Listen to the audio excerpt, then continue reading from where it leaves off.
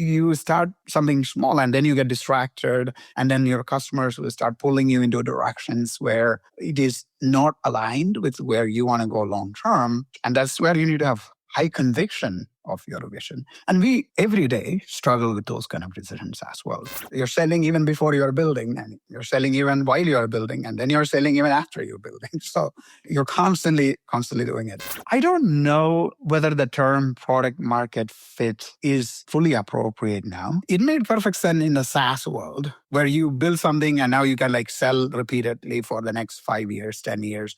I think that time or that phase of products probably is gone right now, because now you have to find your relevancy every day. You're like one deployment of OpenAI or like one Anthropic release away from dying.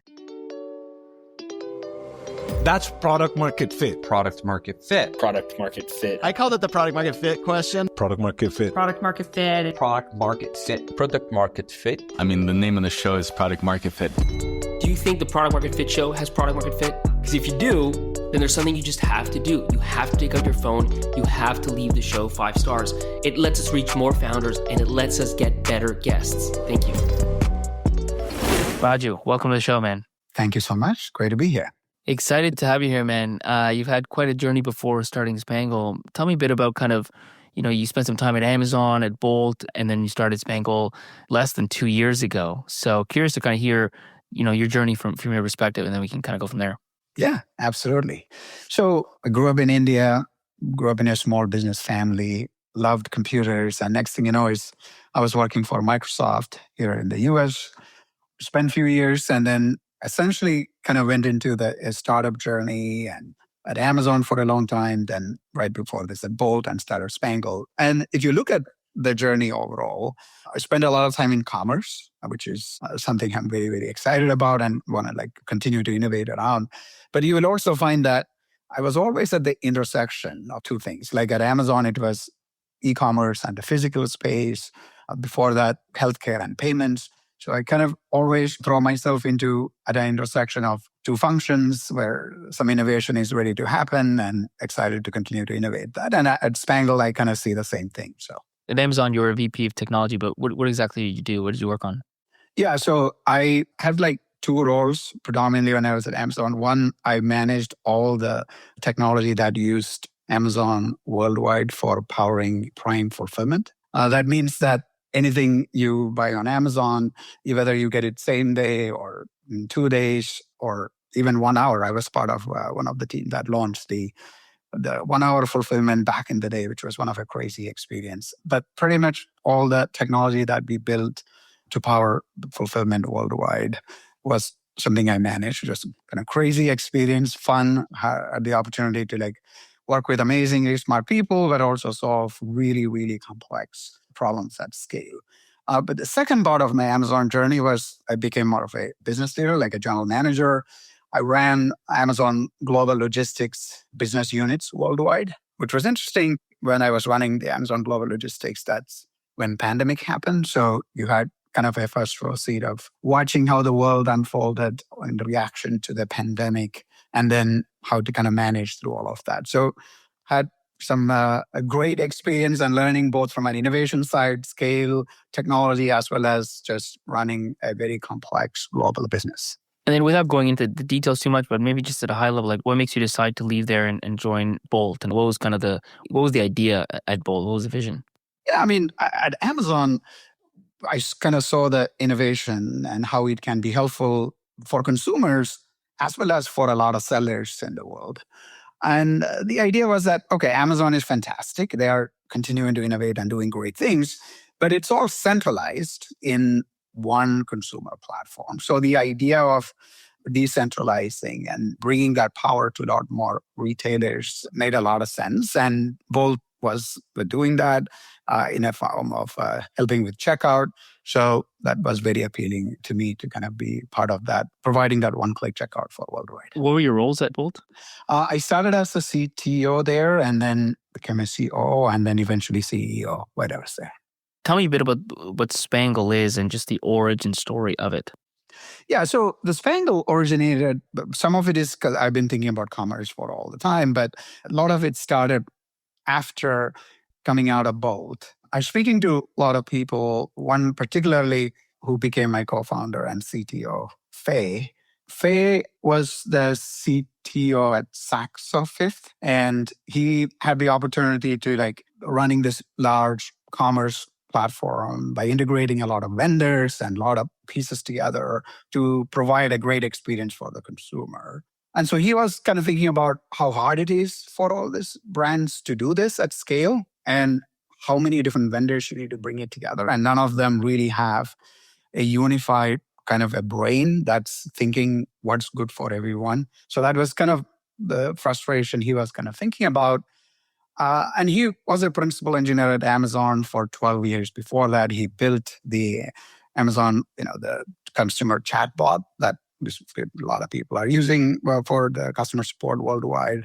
And also he was part of the Alexa founding team. So I knew him from Amazon. So we kind of started brainstorming some of his idea, actually right here in this basement. We were kind of thinking through that. And the idea was that, okay, commerce might be at the time where it might go through an evolution again. Like e-commerce was a big deal, but maybe with AI coming in, this might be a very, very interesting time to go through a big transformation. Because this is like early 2024 that you're having these conversations? Early 2024. These things were just coming out, and consumers, ChatGPT was kind of making a big difference. People were starting to get a feel for what AI could do, what it means, and consumer expectations are slowly starting to kind of evolve into, every time the consumer directly can have a better experience than what enterprises and brand are providing, to me, that's an amazing time for innovating, right? Because there is a big delta. Because as a consumer, you can, just ask ChatGPT and doing a bunch of things. And when you go to an e-commerce site, it's kind of still a Frankenstein infrastructure with a search put by some vendor and a recommendation by another vendor. And then all of these things cobbled together with static pages and taxonomy structure that are traditional. Someone is pre-curating. And so when the AI and ChatGPT is showing that everything can be fully dynamic and everything can be dynamically constructed real time for you, why the e-commerce infrastructure is not doing that. And you can also think that's the difference between a physical store and an e-commerce, right? Like in physical store, you can only structure it one way for everyone, and everyone better walk through that. But e-commerce, you have an opportunity to literally create it for every single person exactly how they want to look like. But we are not quite doing that. E-commerce is literally a copy of physical commerce with some variations, but again, it's all like a Frankenstein. So AI is kind of giving the promise that maybe this is time for finally do what commerce always, the promise was. Like a fully personalized commerce. Pretty much. And real time and dynamic. Understands everything. And if you and I can see, if I walk into a store thinking of buying a ski boot, then it looks like a ski store. And where I'm trying to come in and buying, let's say, a soccer boot, it looks like a soccer shop. And what if we can do that at infinite scale? And what if there's a technology that is powering that? And that was kind of the genesis of the conversation. And that is the genesis of Spangle. I have this with a lot of founders sometimes, which is that sometimes we're talking about e-commerce transforming and what does agentic commerce and AI-enabled e-commerce look like and all these kind of big ideas. And I think most people agree that it's going to change. Probably nobody knows exactly how. But one of the things is when the ideas are so big, one of the places that's hard, and I'm curious your thinking on this, is you kind of think to yourself, well, whatever it is, either Amazon's going to do it or Shopify is going to do it. How do you, or ChatGPT is going to do it, right? It's going to be a platform where all the consumers already are, or all the businesses already are, that are obviously thinking about how AI is going to change everything, and they're going to just eat this up, right? When you're having these early conversations and you're very high level in terms of where you're starting, how do you break that down into something that, okay, this piece of the puzzle, this is something that we as a new startup could take on? I think that is one of the hardest things, rightly you pointed out. And we are seeing that a little bit, right? These models are coming out and basically killing each of the startups or ideas because they can do it faster and better and they have more capital. But in some ways, that's not a new issue. We always had problems like that when, Shopify arguably could build some of the features from their platform, like their app ecosystem, when they are becoming popular. Or Amazon can like start selling some products that became very popular on their platform. So it always existed, but now it's becoming more harder. And I think so for us, what we did was I started calling a bunch of people who I know. For example, I spoke to Chris Rapp. She was running all the digital commerce for Victoria's Secrets at that time. But she and I worked together at Amazon for a long time. She's a big innovator. So I called her and asked, like, hey, I'm starting to think about this idea of maybe AI should run commerce. And because consumers are probably humans today, maybe it's agents tomorrow or whatever. And also like there's a million decision making happening. And I built as Amazon, I built systems that can take enormous amount of signals and make smart decisions at massive scale. And so I'm like, why can't we do that in commerce? Why can't we take all the signals real time and then make great decisions and provide something, whether it's humans or agents in the future? And she was like, yeah, you need to really focus on one of the use cases to start with. And so the use case where we landed on was like, where is a pain point that no one is solving for right now? And I found through discussion with her and a few others is there is a gap today between how people are discovering products on marketing platforms and then how those people then get sent over to digital site and what is happening on that side. So for example, brands spend money to put an ad on Instagram. Instagram is so smart, it can figure out who to show that ad. And let's say, Pablo, you see an ad for a soccer shoe and you click on it, you are taken to a digital brand site who is selling that. The brand has no idea what inspired that consumer maybe on Instagram. There is a story there. There was a reason. There is a context. There's something that inspired people. And if you lose that context, you are restarting the experience again on a digital side. Whereas if you can bring that context through, you can make your site work as an extension of the ad that inspired you. So we started looking at that and we found almost 40% of the overall traffic coming to a commerce site today originates somewhere else. And usually it's some kind of a marketing. And that's evolving. I mean, it could be Instagram, it could be Google. Now it's ChatGPT, it could be agents, it could be browser agents, whatever. But today, as we speak, around 40% of the overall traffic coming to a commerce site is originating somewhere else. And there is a story that started somewhere else, which you are totally ignoring. So when almost half of your traffic starting somewhere else has a story, has a context, and if they are coming here, and if you're just completely ignoring all of that context and trying to like restart, guess what? It is going to impact a consumer experience. It is going to impact the trust. It's going to impact the conversion. You miss the opportunity to like literally create a storefront for them that caters towards the context that is done. So we started like looking in that specific gap to say, what if we can build our solution very tailored for this? And that's what we did. Our V1, our wedge product, we tell brands, hey, a lot of your traffic is originating somewhere else. You're spending a lot of marketing dollars to bring them to your site. Your conversion on those are pretty low. What if we can help you get more money from the existing money you're spending for all of these things without changing anything? Our AI can do that magic, and it can pretty much make you money by doing that. Would you like to start? And that's how we start. That is our V1. And turns out it works really well. We have several enterprise brands now. All of them are seeing substantial results. We have case studies that demonstrate that we can bring up to almost a 50% increase in conversion, 30% increase in revenue per visit. I mean, it's just practically free money that you can just take on without changing any of your existing infrastructure. That's where we started. And the beauty of that is it gives a taste of what is possible to the brands. Because now that they see that you could dynamically create experiences for people based on context, maybe we should do more of that. Maybe we can do more. So to answer your question, we kind of found that very, very specific problem and then really zeroed in on that and made sure that we can deliver on it and the results can be published as a case study so there is enough data out there. I think I have a bunch of very specific questions, but maybe at a high level, like there's a lesson here in the sense that it's easy, especially in these crazy times of change. Like AI is really, it is changing so many different things, and some are clear the way they're going to go and some are further out, but nobody's disputing that things are changing. And it's easy as a founder who has many different ideas to get caught up in the end state, right? And kind of think to yourself, well, this is the way, things will be or should be.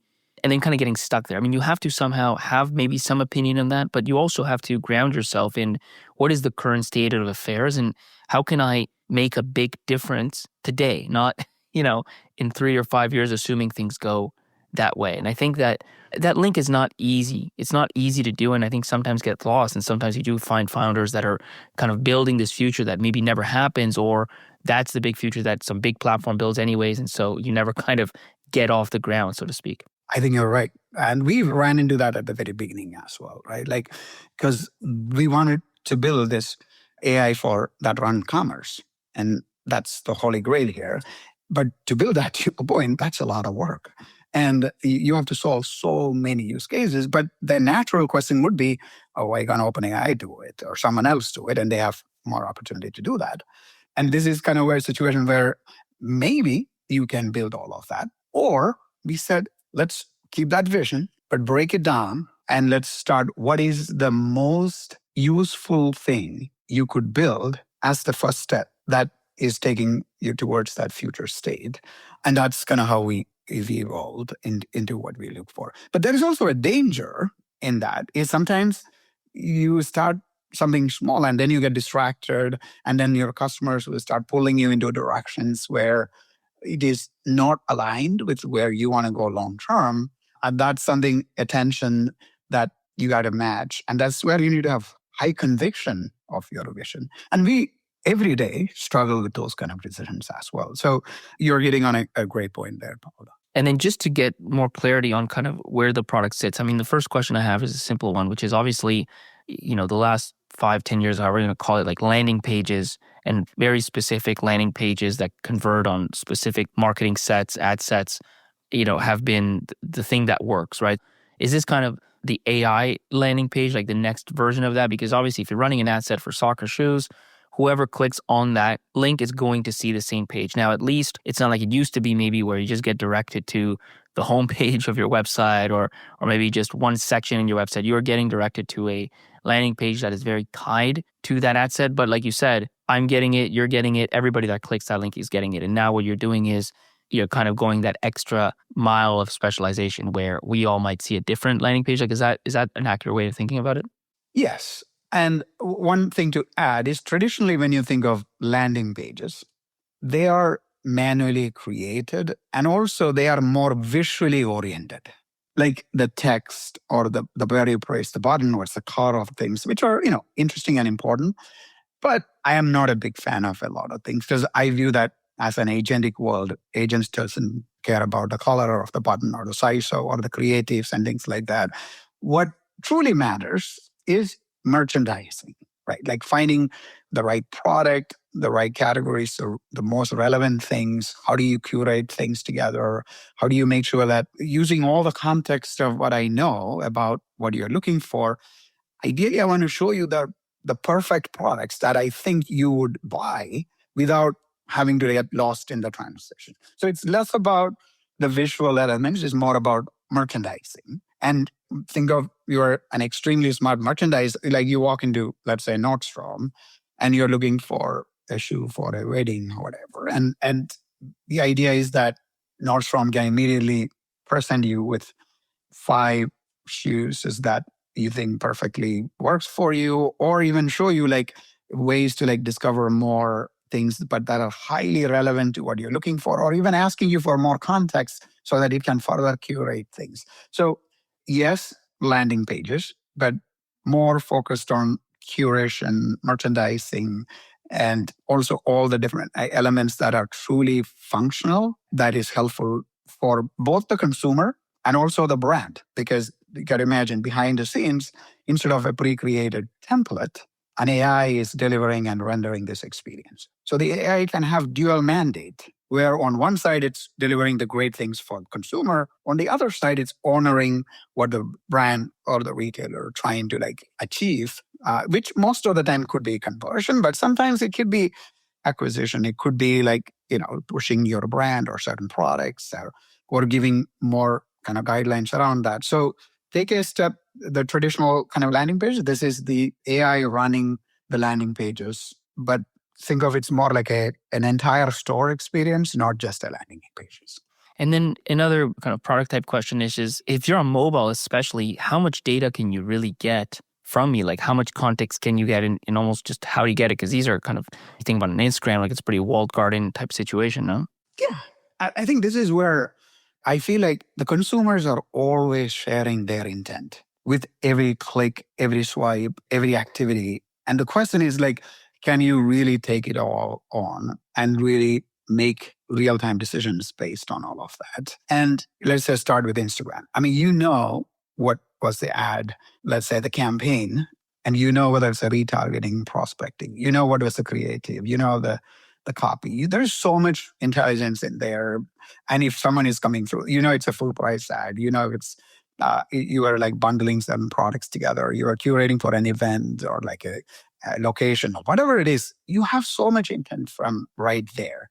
But on the other side, after they come in, there is a lot more intent you're coming in. You can see after they come in, did they search for something? They clicked on something? Did they look for something? And you can like real time learn, adapt, and evolve into that. But if you are running it, let's say for the longer time, you kind of watch patterns of what is happening. People coming from certain ads, are they doing certain things? And this campaign, people are doing different things versus something else. And the model is always learning, it's adapting, it's evolving, it's optimizing. And that is one side of the world. Now, on the other side, we are also elevating the product intelligence as well. For example, you could take a soccer shoe and you can now enrich that soccer shoe with all the different ways people are talking about it, all the different occasions, those probably that's happening, whether it's a World Cup coming up or whether it's a particular player using those brands. There are so many different ways products are described, they are used, they are touched, and all the different ways. So you can also enrich your products in ways that the context can be built out from the product as well. And then you connect these two, both with real-time data and with synthetic data. Now you have a really rich set of information. And now you have an extremely powerful AI model that can decide what are the right things to show in the right way. And now also considering some of the brand's mandate, you can bring it all together real time. So there is no lack of context. The question is, can we listen, learn, adapt at a grander scale? And that's the kind of systems I have built before when I was at Amazon at a global scale. But now you can do that with more AI, which is the exciting part. Because before you had to do a lot more mathematical models and all the other things. And now it's actually with AI, you can do a lot of those things much faster, cheaper, and even more effective than ever before. You love this show. You don't want to miss the next episode. Why would you? So hit that follow button. Trust me, it's in your own best interest. And now let's talk a little bit about that kind of big vision. Obviously, you just raised the $50 million Series A earlier this year. So obviously there's, this is the wedge product, as you said, and there's many different places this might go. Like, how do you see, I don't know about the end state, but, over the next few years, like, what do you think we're likely to see in e-commerce? I mean, today, if you think about a website, like whether it's Amazon or a Shopify website, doesn't really matter. We all kind of see the same thing. At the most, the product recommendations might change in the way that, if we open YouTube, you and I, we'll see the exact same UI with different videos, or Netflix, same thing. We'll see the same UI with different videos. Like, is that the future of how these e-commerce websites look, or is that still too close to today, right? And there's kind of like a much more different version that is likely to happen. Yeah, I think my view is that it is going to be much more different than what it is right now for a couple of reasons. One, today we built all these experiences for the masses, right? Like I said, a physical store, you cannot design this for everyone. You just design what works for everybody. And that's how the entire research happens. That's how you test things. That's how you deploy things. That's why we are seeing a lot of similarity, because that works. I mean, why are we constrained with that? There is no reason to be constrained. We could literally show everyone something extremely unique that matches them. And in fact, they can even be a continuous experience from where they are coming from. So for example, you're coming from Instagram. Maybe your storefront should look just like an Instagram, but it's much more expanded version. You put 5 products on Instagram and here you have 500 products, but it's like an extension. Or you're coming from Google, seeing a Google result, you come here, it looks different. Or maybe you're an agent coming in and it turns out agents doesn't care all the UX. They don't even want to see HTML. Maybe they want to see a schema and maybe there are no pictures in that, right? And maybe there are no colors in that. And so now that could be very different or maybe more content oriented stuff. Maybe we can bring things together. So there is, I think we have to unlearn or unthink about how the traditional websites are created, which are template based architecture with few optimization here and there. I think that's probably either already dead or it's going to die. And it's going to be a fully dynamic experience that is perfectly optimized for a future state with both humans and agents, irrespective of whether people are coming directly there, indirectly there, coming through that. And there might be a journey across different domains to kind of go through. And you need to win. Even the marketing will change. Think about that. Like today, how is the marketing work? Is like, again, great images and the way you kind of discount and acquire promotions are ways. I mean, every site has a pop-up with some email. I mean, our agents incentivize the same way as humans because we built everything around human psychology. Agents may not have the same psychology, but they are not restricted by time, space, bandwidth, but not emotional buyers. So how do you transform? So my view is that everything will transform in some form or fashion. And it's going to be a mix of like meeting everyone's need. Whether it's a human, then you need to meet them emotionally. And if it's an agent, you need to be smart about winning the deal with an agent. Or maybe it's something in between. And to do all of that, you cannot do that manually. You cannot have a team sitting together doing A/B tests constantly to find something. You need a smarter model on your side. So my larger view is e-commerce will operate most likely with a seller agent and a buyer agent. A buyer agent is, it could be, I would define maybe Instagram is acting as a buyer agent, right? Like it could be your own personal agent tomorrow. It could be your browser agent, or it could be Amazon working as your buyer agent. But whatever, like there is going to be an agent who is responsible for shopping around and buying. And then on the other side, you need an equally smart seller's agent. That is every brand and retailers. They're not like letting other people scrape their website and do all these crazy things by me. Why don't we respond? And so we are building to model that seller's agent, right? So that means that it can understand who is coming in, where they are coming from, what are they interested in, and then the people who come from these channels kind of looking for these things, what are they being interested in, and what is the brand trying to do, and now can we use all of that and be smart and participate in this economy in a very different way. And it doesn't have to be, and I'm not a believer in saying everything is going to be one way or the other. I like optionality. I always look for, let's assume everything is going to happen equally. And what are the common kind of framework that you need to make it happen? And end of the day, you need an AI behind your store that can think for itself. Spangle's vision is to be that for everyone. That point you made on optionality, I think, is very important these days because I find, especially with these cycles, you get these false dichotomies that play out where I've heard, and obviously everyone's talked about this on every podcast, but one of the narratives is kind of like, effectively brands are dead, the stores are dead because everything is just agentic commerce and you're going to have this agent and it's just going to be, hyper utility, right? Just like, oh, you need soccer shoes? Okay, like, let me go scour the entire earth and like, hey, for you and for exactly this is the exact shoe that you need.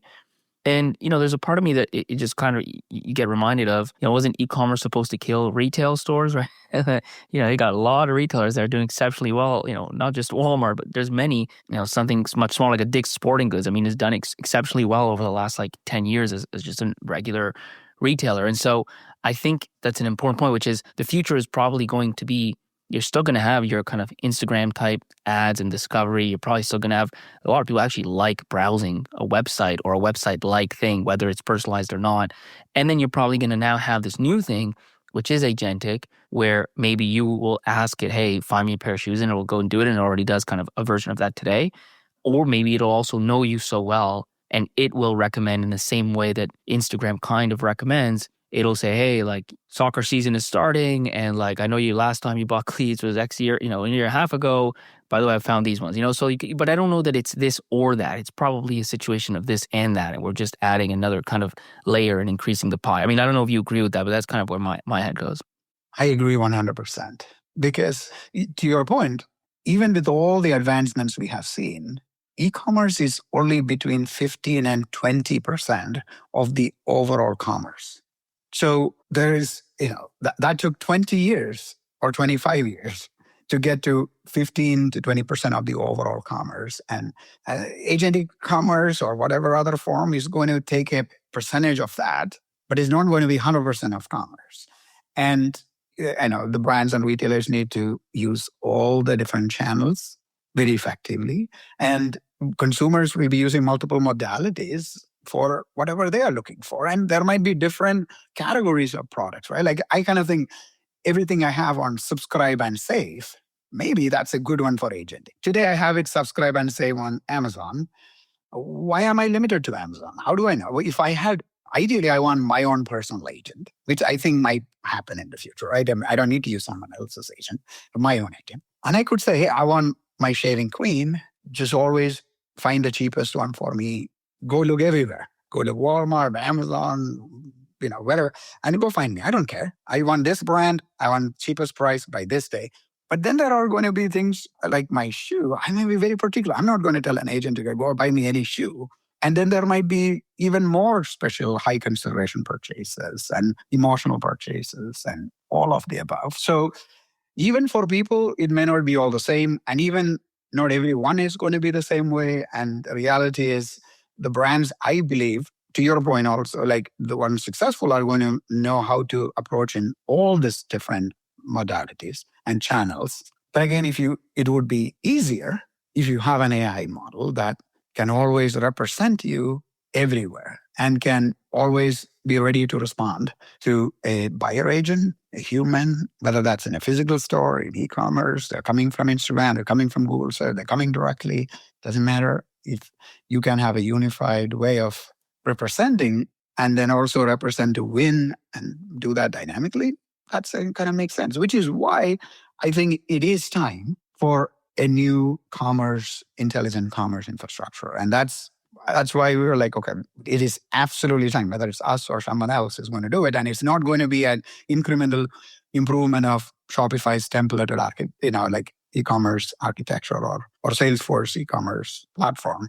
It is something you got to go back and build from the ground up, where you have a brain, it understands everything, it takes all the signals, it can always dynamically provide something. And that simplifies, if you can do that simplifies brands' operational load. Right? I mean, you have several people trying to buy all the different pieces, trying to test them, cobble them together, trying to make it all. And again, it only works on your website. It doesn't work for this and that. If you can truly have a model that do all of that for you, and if that's smarter than everything else, that's perfect. And I think future is going to be great for brands. I think future is going to be great for people with physical stores. You just need to participate. Tell me a bit then, just going back to the storyline, I'm curious, like, who are the first few customers, maybe the first customer that you signed, and how did you get them kind of over the line? Yeah, I mean, along these lines, I started calling people I know. I called Sam Biswas, he worked at Forward 21. And I called Fiona Tan from Wayfair. All those people I had been friends with, had conversations before I started talking to all this and started asking, is there a way? I mean, as a founder, that's what you do, right? I mean, you're selling even before you're building, and you're selling even while you're building, and then you're selling even after you're building. So you're constantly doing it. So we wanted to start with a customer that can be relatively small, but innovative, but also someone who we can partner like deeply well with. And our first customer was Anne Klein, and they are part of WHP Group. We talked to the leaders there, Gary Haas and Greg Schwend, they're both some of the smartest people in commerce. They really understood the problem. They were like, yep, we got a lot of traffic coming from marketing and our conversion is not great. If you guys can help us get more revenue from that, we're all game for that. So that was our first customer. And we worked together with them to like launch and had almost every week kind of go through the progress and all the different pieces that we are working with the metrics. We want to agree on what metrics that we will agree on to like work with. And we were able to deploy very quickly for them and was able to demonstrate great results with them and also got a case study with them together. So, and they have been fantastic partners for us. And that literally was our first customer. How did you set it up? Like, was there kind of a pilot phase? Did they pay for it? Did you kind of preset what the ACV would be? Like, how did you structure all that? We gave free POC, being a great partner as an innovation partner with us. But right after we made some of the metrics, initially it was a rev-share model. We wanted to make sure that our pricing reflects a joint success. And we want to be incentivized to drive more business to a brand, and the brands should be happy that we are working because we only get paid if we are doing good things. Is that still the pricing model, rev-share? Yeah, largely that is the pricing model. That largely work. I mean, enterprise deals, we kind of go here and there, but largely it's a success-based pricing with the rev-share. And revenue-wise, you guys are what, kind of in the seven-figure ARR sort of range? Yeah, we're not sharing some of the numbers, unfortunately, but yes. We came out of stealth, I want to say, less than a year ago. So we initially started, we spent a few months building a model and training and making sure that all the pieces are ready. So we only came out of stealth around 10 months ago. And since then, we target mid to large enterprises, and we started with apparel brands initially. So we have 11 enterprise brands so far, and the traction has been good. We have been limiting also, like we want to make sure that we deliver really well for every single customer of ours. We're not trying to get a massive number of customers. Our approach is more of a partnership approach, where we get mid to large enterprises and we work closely with them. We can demonstrate one use case, and then usually our customers really like what they see, and then they expand with us for more and more use cases. As I mentioned, our secret sauce is our AI model. We call it Product GPT, which is the AI model. And there are several use cases that can be built, but we have a wedge initial use case that's very simple, that can quickly demonstrate results without a lot of effort from anyone. And so we kind of start from there, and then people want to use our AI for more and more of their functions with a view that the AI can practically run the store long term. Would you say that you've found true product market fit? That's an interesting question. We internally talk about it. I don't know whether the term product market fit is fully appropriate now. I'm just thinking out loud here because it made perfect sense in the SaaS world, where you build something and now you can like sell repeatedly for the next 5 years, 10 years. I think that time or that phase of products probably is gone right now, because now you have to find your relevancy every day. You're like one deployment of OpenAI or like one Anthropic release away from dying. So you cannot sit back at the laurels of, hey, I achieved product market fit, I'm going to scale. In a traditional term, I think we have, but I am a paranoid person. So I'm thinking, okay, I think it's a sliding scale, which is like always moving target. So, and also, as I mentioned, our goal is much bigger. I would say we will achieve product market fit when we can run an entire store on our AI, but we're far from it. But if the question is our wedge product works out of the box and is repeatable, the answer is absolutely yes. We have several case studies, great brands, great references, and we have more demand than we can handle, which is why we raised a Series A, so we can kind of move a little bit more faster. But the whole question of product market fit is an interesting one to kind of think about. I'd love to hear your thoughts on that. You're obviously an expert in this and talk to a lot more people. I think it's a fair point. I think the reality of product market fit is it's always been a spectrum, and there's always been almost a part of that spectrum where it kind of clicks on. And, before that, you don't have it. And at some point you do have it, but it doesn't mean you can't keep closing in on it. And it certainly doesn't mean you can't lose it. What has changed is because things are evolving so fast, because products are launching so quickly, and the capabilities underpinning all these products are changing literally on a weekly, monthly basis.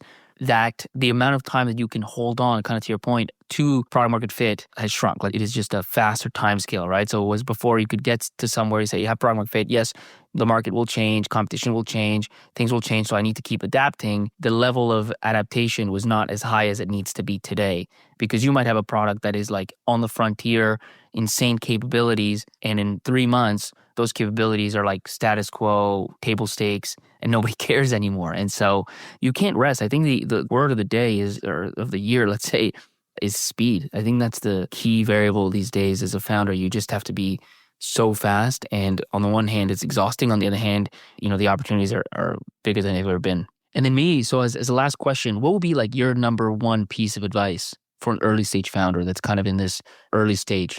I mean, one I think about always is the same one everyone has been talking about, which is just get started, right? Like, because everything is changing. So if you want to like really sit back and truly find, what exactly you're building, and that will change by the time you even start building, right? So if you have a conviction about some kind of a future state or a big problem that you feel like you want to like put your teeth on and like really solve, just get started. Don't let anyone tell you that, well, someone OpenAI is going to do it, or someone large is going to do it, or some other competition is going to do it. I mean, everyone is going to do it, and you just get started. You work closely with the customers.